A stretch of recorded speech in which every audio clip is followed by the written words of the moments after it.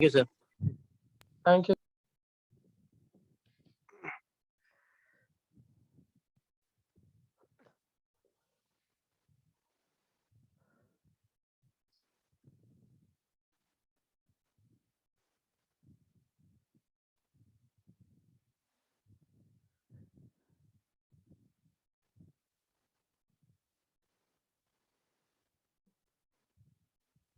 हम लोग objective question लगाएंगे आज।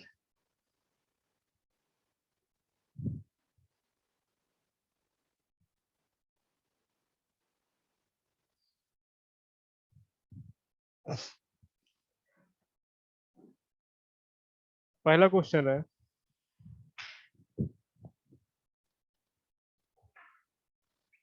एमसीक्यू क्वेश्चन है, कह रहा है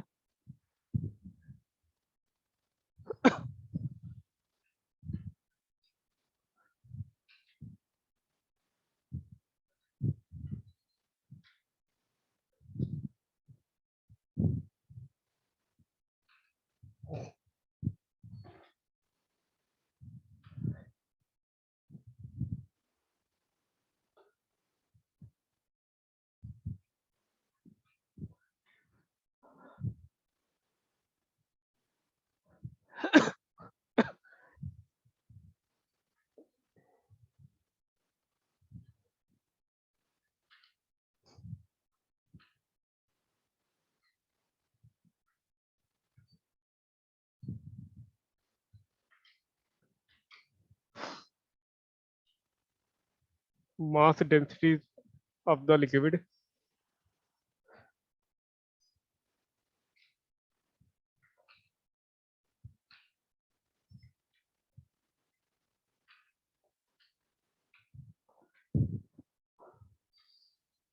तीसरा है बोथ ए एंड बी, और डी है none of the above, none of above. ठीक,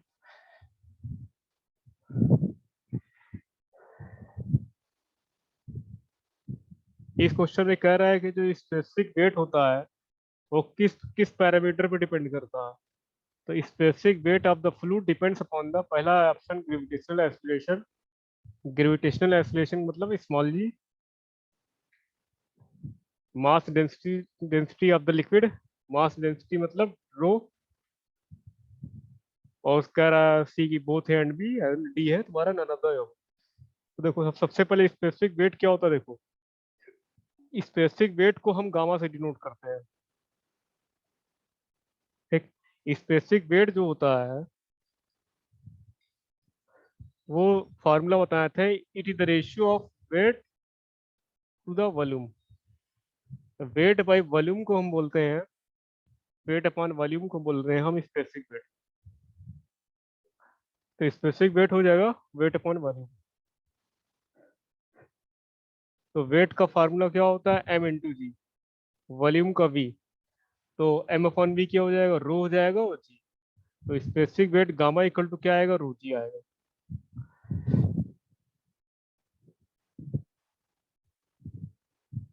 specific weight gamma equal to क्या आ रहा है, रो जी आ रहा। यानी कि स्पेसिफिक वेट को गामा से अगर डिनोट करें तो स्पेसिफिक वेट आता है रो जी की इक्वल।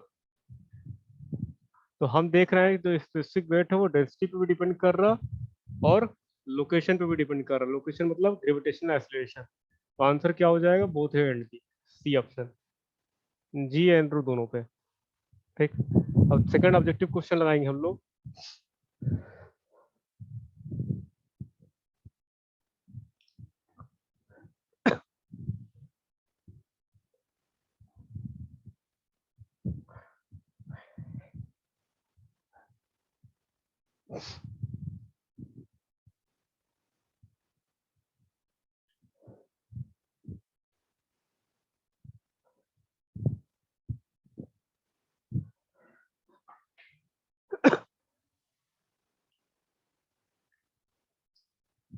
सेकेंड ऑब्जेक्टिव क्वेश्चन है 1 liter of certain liquid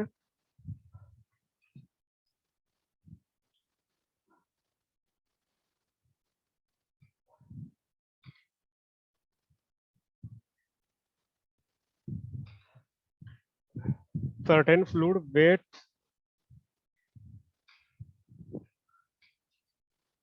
8 Newton.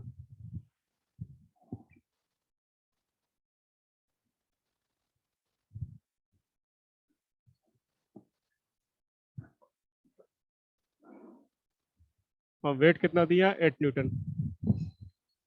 What is it, what is it's specific volume.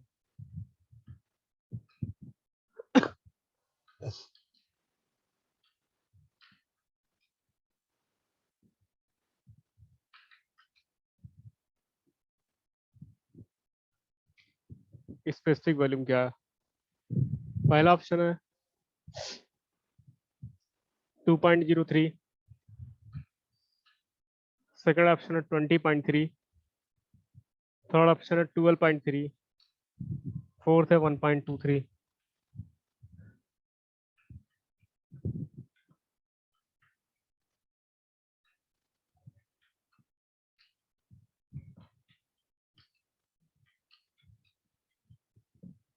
Metre cube पर केजी, मीटर क्यूब पर केजी.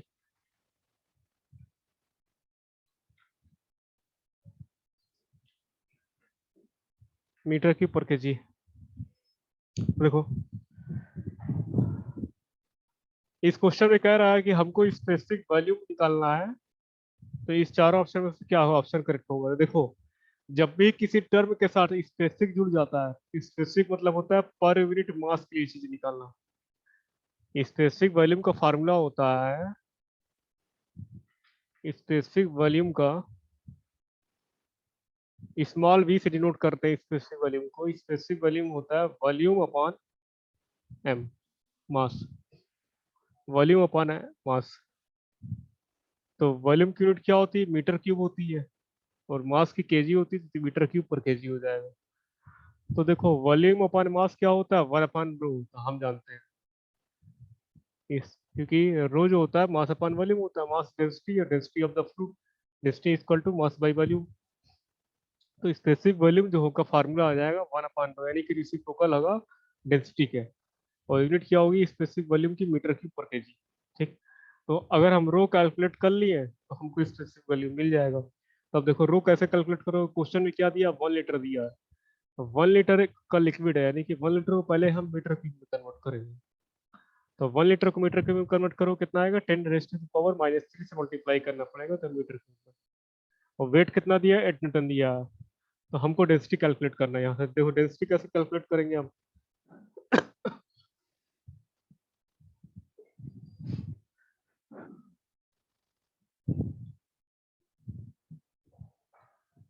देखो वेट दिया है 8 न्यूटन. वेट का फार्मूला होता है weight equal to mg, 8 newton. और वॉल्यूम कितना दिया है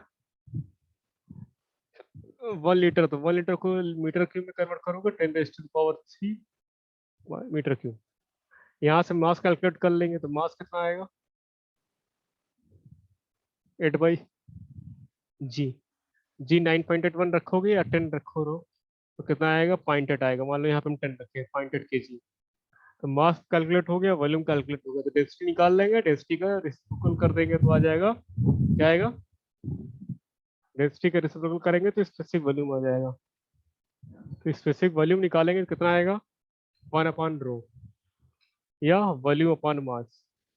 वॉल्यूम कितना दिया 10⁻³ मास कितना दिया 0.8 kg. तो 1/0.8 करेंगे कितना आएगा आंसर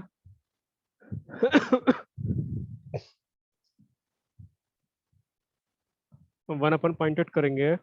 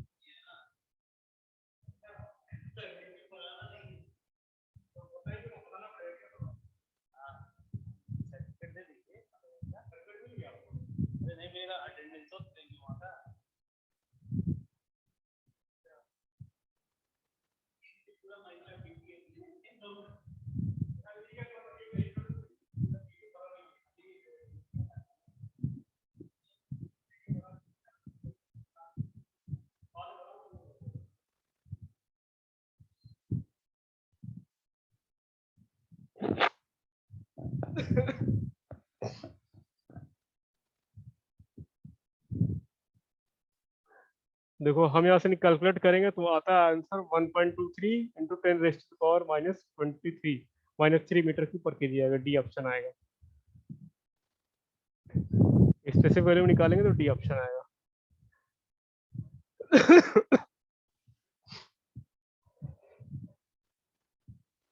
अब थर्ड क्वेश्चन लगा रहे हैं हम लोग।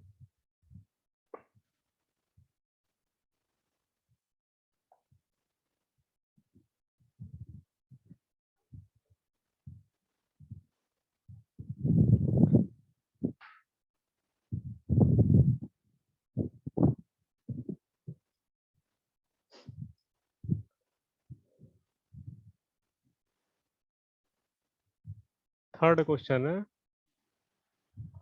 What is the correct formula for absolute pressure.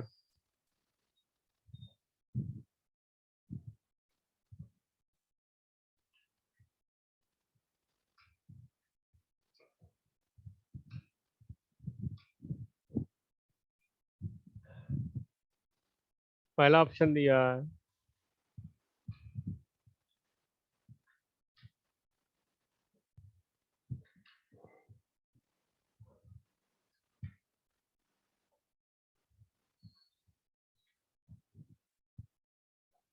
B option दिया है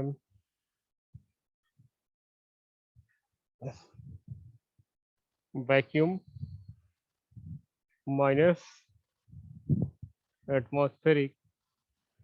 सी ऑप्शन दिया है vacuum plus atmospheric. D option दिया है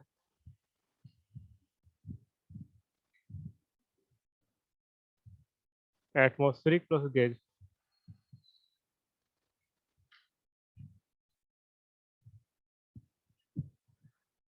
देखो अच्छा क्वेश्चन, इसने पूछ रहा है कि एब्सोल्यूट प्रेशर का फार्मूला क्या होगा। सिंपल।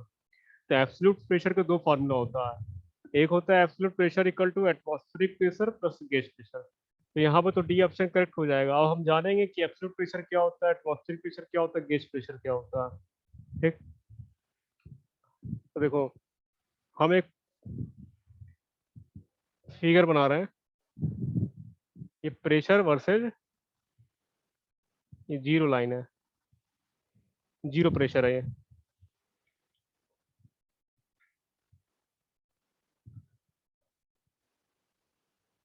ये तुम्हारा एटमॉस्फेरिक प्रेशर है।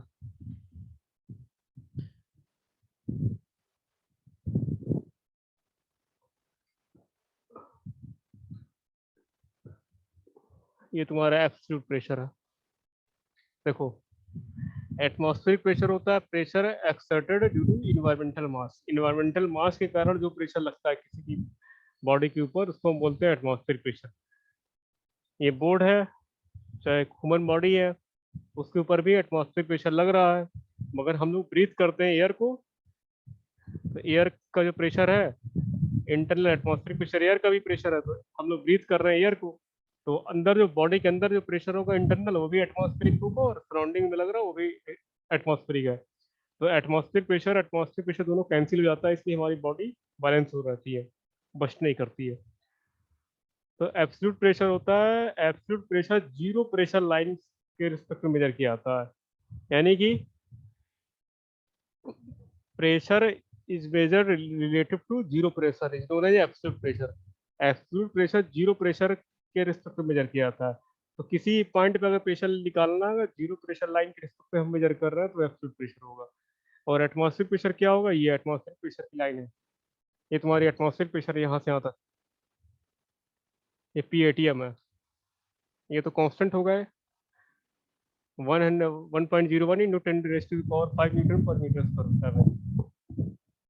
अब देखो, जब एब्सोल्यूट प्रेशर हम मेजर कर रहे हैं किस लाइन को रेफरेंस लेकर, जीरो प्रेशर लाइन को रेफरेंस लेकर।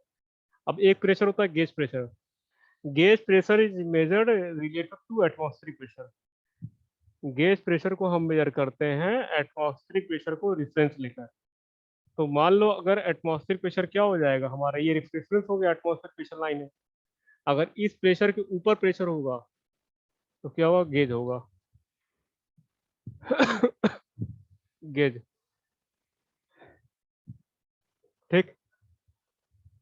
अगर एटमॉस्फेरिक प्रेशर के रेफरेंस में हम मेजर करते हैं गेज प्रेशर को, तो गेज प्रेशर अगर एटमॉस्फेरिक प्रेशर के ऊपर प्रेशर है, यानी कि अगर एटमॉस्फेरिक प्रेशर से ज्यादा प्रेशर है तो वो पॉजिटिव गेज होगा, पॉजिटिव गेज। अगर एटमॉस्फेरिक प्रेशर से कम प्रेशर है किसी पॉइंट पे तो वो क्या होगा, निगेटिव गेज होगा, ठीक। Gauge pressure is measured relative to atmospheric pressure, यानी कि एटमॉस्फेरिक प्रेशर को रेफरेंस लेके हम गेज प्रेशर को मेजर करते हैं। तो अगर गेज प्रेशर क्या हो, गेज प्रेशर कैन बी इधर पॉजिटिव और नेगेटिव। अगर एटमॉस्फेरिक प्रेशर से ज़्यादा प्रेशर है तो वो पॉजिटिव गेज प्रेशर होगा, एटमॉस्फेरिक प्रेशर से कम प्रेशर है तो निगेटिव गेज प्रेशर होगा।